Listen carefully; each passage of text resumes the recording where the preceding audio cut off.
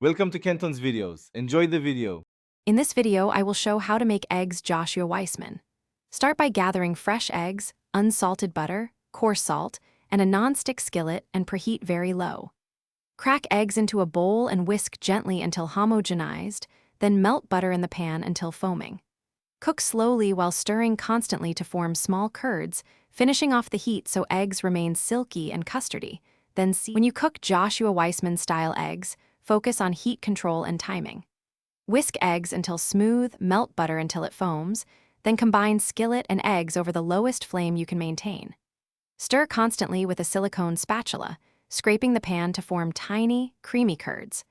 Once custard forms, but still slightly loose, remove from heat and gently fold to finish cooking from residual warmth while seasoning last for flavoring and serving are where these eggs really shine, so keep it simple and thoughtful.